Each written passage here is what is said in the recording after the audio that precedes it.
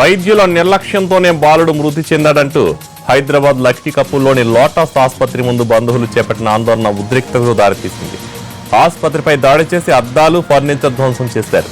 Lotus ఆసుపత్రిలో చికిత్స పొందుతున్న ఓ గిరిజన బాలుడు ఉదయం మృతి చెందాడు. అయితే బాలుడు చనిపోయాడని తెలిసిన తర్వాత కూడా వైద్యులు డబ్బు కోసం చికిత్స చేసినట్లు నటించారని బంధువులు ఆరోపిస్తున్నారు.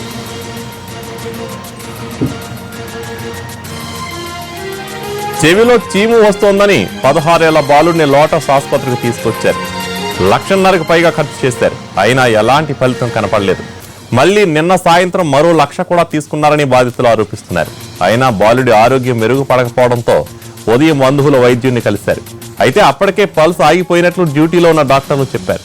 అయితే ఆ తర్వాత కూడా బాలుడికి వైద్యం చేసినట్లు, వెంటిలేటర్పై శ్వాస అందించినట్లు నటించారని బంధువులు ఆరోపిస్తున్నారు. వైద్యులు నిర్లక్ష్యంగా వ్యవహరించడంతో పాటు చనిపోయిన తర్వాత కూడా చికిత్స చేసినట్లు నటించారని బంధువులు ఆగ్రహం వ్యక్తం చేస్తున్నారు. ఈ కోపంతోనే ఆసుపత్రిపై దాడి చేశారు. విషయం తెలుసుకున్న పోలీసులు అక్కడికి చేరుకుని పరిస్థితిని అదుపులోకి తెచ్చారు. నిరసనకారులను అదుపులోకి తీసుకున్నారు. ఆసుపత్రి చుట్టుపక్కల భారీగా పోలీసులు మోహరించారు.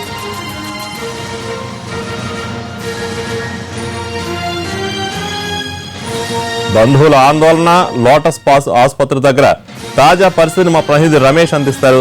రమేష్, అసలు ఏం జరిగింది? బంధువుల ఆగ్రహానికి కారణం ఏంటి?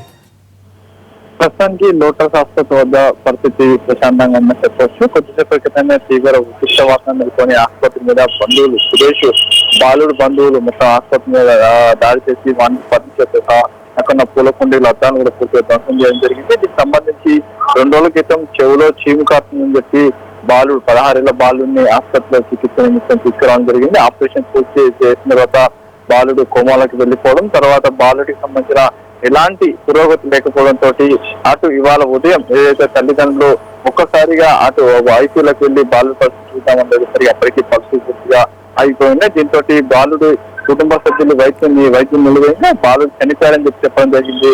దీంతో ఆగ్రహాన్ని పట్టుకోలేక వాళ్ళు వైద్యుల పైన కుటుంబ సభ్యులు దాడి చేశారు. అయితే మరోవైపు ఏదైతే మృతదేహాన్ని తరలించే సమయంలో అంబులెన్స్ లో మృతదేహాన్ని తరలించిన సమయంలో కూడా అప్పుడు కూడా ఆక్సిజన్ అందిస్తూ చికిత్స చేసినట్టు వైద్యులు నటించడంతో మరొకసారి కూడా అక్కడ కుటుంబ సభ్యులు దాడి చేశారు. దీంతో పరిస్థితి పూర్తిగా క్షమించడంతో అక్కడికి పోలీసులు రావడం జరిగింది. పరిస్థితిని చక్కబట్టే ప్రయత్నం చేశారు.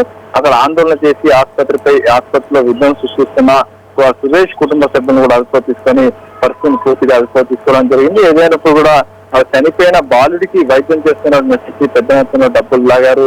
దీనిపైన కేసు పెట్టి వెంటనే శిక్షించారని చెప్పి కుటుంబ సభ్యులు డిమాండ్ చేస్తున్నారు. రమేష్, ప్రస్తుతం పరిస్థితి ఎలా ఉంది? దీని తరఫున లోటస్ హాస్పిటల్ సిబ్బంది ఏమంటున్నారు?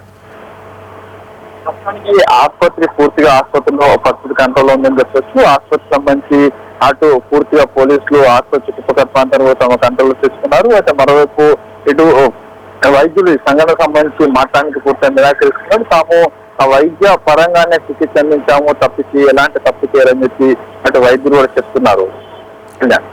Thank you Ramesh.